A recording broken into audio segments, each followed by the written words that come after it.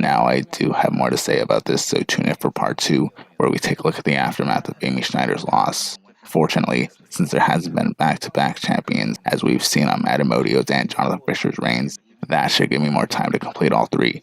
Only weeks after Jonathan Fisher lost, Amy Schneider was the second player in season 38 to become a super champion, which is really amazing when you think about it. I've been saying when you think about it a lot.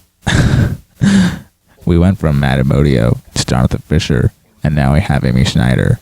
Before I actually begin to summarize Amy Schneider, I mentioned a few times that her streak began after she defeated 5-day champion Andrew He. I think I may have reminded this in more videos than I did on Andrew He. It was the second time we went from one champion to another. Of course, the games between Matt Imodio and Jonathan Fisher are a lot more memorable, as both were back-to-back super champions. Andrew He was a 5-day champion who had the potential to become a super champion. $52,001 on his first day, $100,000 in 3 days, and he was competitive overall. 5 wins are common, so that unfortunately means Andrew He would have been quickly forgotten about now that Amy won 40 games.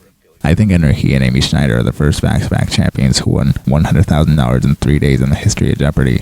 I started including the overheard on set after Andrew He won his 4th game, when it was nearly a tie. I wouldn't include it again until Amy Schneider's 20th game, I think. Now that I'm doing a part 2 to Amy Schneider losing, I regret that I neglected the interviews and the overheard on set videos between those episodes. After her 5th game, she admitted she didn't think she'd even win because of how well Andrew was playing. Her next competitive game wouldn't be until her 10th game, as she was strongly challenged by Pam Schoenberg. I was so excited when I saw this that I even messed up and said Pam won $11,000 by the end of Double Jeopardy! Pam was in the lead at $11,200 by the end of Double Jeopardy! Amy was only at $3,800. Pam off to a big lead. This is kind of uncharted territory for us in recent days. Pam was at $14,000 by the time Amy got the daily double. Amy bet $6,000, got it right, and took her to $13,400. We got a game, Ken comments after Amy answered correctly. The only other overheard on set that I missed was the $4,000 wager. I knew I wanted to include that after the episode in question I actually reviewed. I uploaded it and thought, I forgot the overheard on set. A short compilation of Amy wagering $4,000 is shown before the overheard on set. Ken asked if there's any significance to the $4,000. Amy answered it's in her head by default. It just seemed like a sensible number. 3 previous super champions were mentioned throughout her run, mostly because she was approaching their records. Amy was interviewed after she won 20 games, and she beat the record of someone she admired, Julia Collins. Amy was the 5th millionaire in the history of Jeopardy! And the 4th to do so in regular season play. What's funnier is she and Matt won over $1 million on a Friday in their 28th game. Of course, Matt Imodio was mentioned in the next preamble. He was also mentioned after she beat his record, which we'll get to in a minute. Amy was interviewed after she won 33 games when she defeated James Holzhauer's record, and the second champion to do so this season. It's crazy that out of the top 5 all-time greatest in the show's run, 2 of them beat the number of games James Holzhauer won. She was asked how it felt to be all by herself in 3rd place after winning 33 games.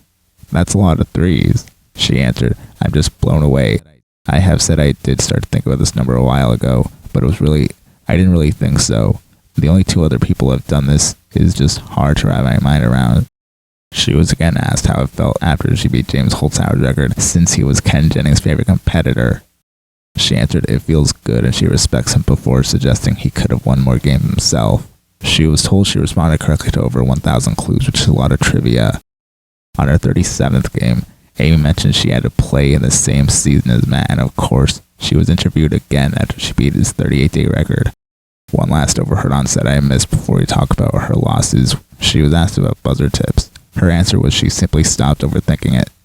Now on to the feature presentation. The overheard on set was titled, I Was Worried About You All Day. Both Amy and Roan told each other they were worried about each other before laughing. They talked back and forth for 30 seconds, which I haven't seen of these overheard on set clips.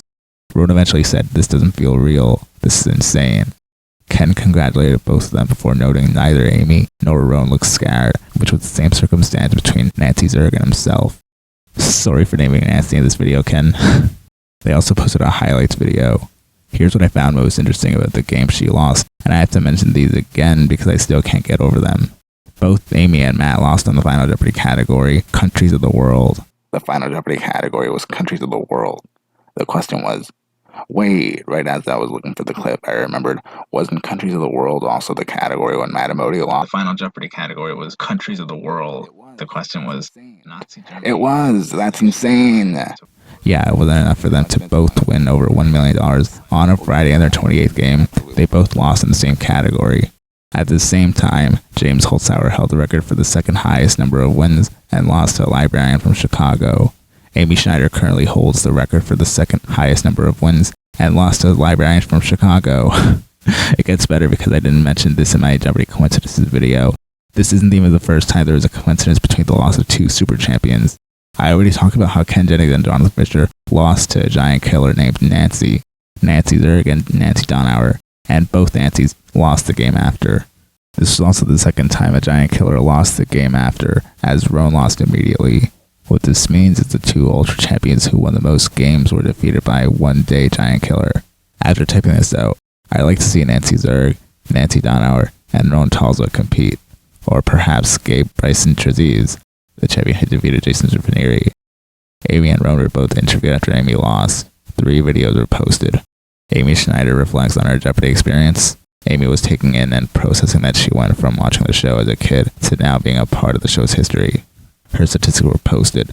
Runaway games, 85%. Correct responses, 95%. 40 consecutive wins. The next video posted was Meet the Champion Who Beat Amy Schneider. Roan was asked how it felt to defeat a 48 champion. He answered he's still in shock. He had no intentions to win, and was excited to see someone else slay the giant. He was asked what gave him the courage to make it a true daily double. His answer was he felt good about his chance and just went for it. Then he was congratulated. The next video was full interview. Amy Schneider looks back at her Jeopardy experience. What's been the best part of your experience? Amy answered, people 100%, genuinely going to miss them. What will you miss most about being here? She answered, yeah, it's such an intense experience, and like the feeling of like, it's sort of suddenly being over was really, a little overwhelming in the moment of just like this, that, like it just, you have to be so focused on, and it's been my whole life for the last few months, and to just like have that taken away, it's like, wow, what do I do with my life? What was I doing before? Like, yeah. Amy was asked how she felt in her last game. What was she thinking? She answered she thought Roan was good and thought he'd be a good challenge. Amy was asked how it felt to spend so much time with Ken as the host. She answered he was a nice and chill guy who didn't put pressure on the contestants. That's what I noticed. Ken seems like such a cool guy. Amy was asked how it felt to hear Ken say he's glad he's hosting because he would not want to be playing against her. Amy answered she thinks Ken would do well against her and that it was such an honor to hear that. I loved hearing Ken tell her that.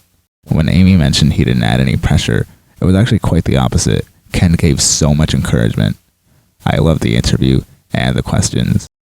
Amy Schneider was interviewed on Good Morning America twice, and there were 3 segments about her, so that's 5 segments about her in total. The first is, Amy Schneider breaks record for 3rd most wins in Jeopardy history. The video starts off noting the remarkable streaks from this season alone. Only 12 players in the history of this game have won more than 10 games. 3 of those were this season alone. So what's up? Is the game getting easier? Are the players getting better? Here's a third option. What is a fluke? Matt Amodio was interviewed saying he was a fan of Amy and a fan of baseball, which he compared to Jeopardy. It's crazy that Matt Amodio was interviewed on Good Morning America even months after he lost. A slide is presented on screen that reads, 3 contestants have won 10 games in a row this season. 12 contestants have won 10 games in a row in the show's history. The second is, Amy Schneider details historic Jeopardy run. George Stephanopoulos asked what's her secret. Amy answered being curious and learning about a lot of stuff after admitting she didn't expect to do this well. George brought up one of the anecdotes that she was voted most likely to appear on Jeopardy.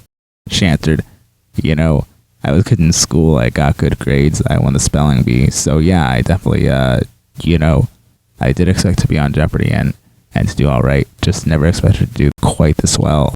That was a much more detailed answer than her anecdote from before. From California. Tell me about your 8th grade superlative. Amy explains, yes, I was named by my 8th grade class the most likely to appear on Jeopardy. Well, look at her now. Ken asks, how do they know? What are the early signs? Amy answers, I got questions right on the tests, I guess. So Corpus Christi class of 93, you nailed it, like, yeah. I just laughed after I repeated what she said because she's nice, and that's probably what I would have answered if I was asked a similar type of question. She also mentioned she won the spelling bee, which confused me at first. I thought she lost in the word Borlaga. I was. I was two spellers away and was just really convinced I was gonna make it, but the word Borlaga came up and She was asked if Ken Jennings gave her any advice, which she answered to relax and have fun and enjoy the moment. After she said that's what she's been trying to do, George asked, try? She was asked about buzzer tips and she answered she tried practicing before relying more on instinct than feel. She was also asked about fame, which she answered she had a little bit of time to get used to the idea, then asked what was the best part. The last question she was asked was about the Tournament of Champions. She answered she was nervous because she might have gone against Matt and Modio, and it turns out she'll have to anyway. I really want to know who the fans predict will win and how. In a competition between Matt and Amy, who would win? How would that look like? Third is, Amy Schneider has second longest winning streak in Jeopardy history. The segment summarized the episode she beat Matt and Modio's record, saying she wanted to run away. I still admire seeing her competitors from that episode. A clip of Matt and Modio was shown saying he's happy for her and was impressed that she could count to 39 and he couldn't. The video ended in a reminder that Matt and Modio winning 38 games was from earlier this season, asking the same questions. Is Jeopardy getting easier? Are the players getting better? The next video was, Jeopardy star Amy Schneider's 40-day winning streak is officially over. It appeared to be just her thoughts. She said she couldn't feel disappointed in winning that many games. The final video is Amy Schneider breaks silence after ending historic Jeopardy winning streak. Her final episode was summarized. She responded correctly to 1,309 clues and a 95% correct response rate. The update reminded us that Amy was the second most in wins and fourth in most money won in regular season play. The video ended after Robin Roberts reminded George Stephanopoulos that he got to speak to her on Monday. I also love the pose Amy did after both Jeopardy rounds.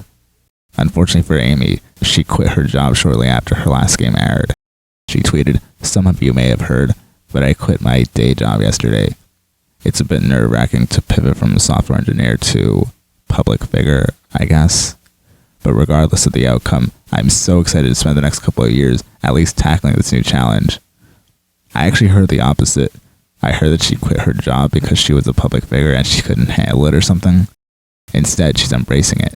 I don't remember how that idea came, because if it was due to being a public figure and she couldn't handle it, that's what I would have added in the script. That one of the reasons I couldn't be even on Jeopardy, like even if it was just one appearance, definitely adds a lot of pressure. At 40 wins, Amy Schneider is now in second place for most games won, and at $1,382,800, she's in fourth place for the most money won in regular season play. Congratulations. I can't say this enough. Congratulations, Amy. We'll see her again at the Tournament of Champions. and as always, thank you for watching.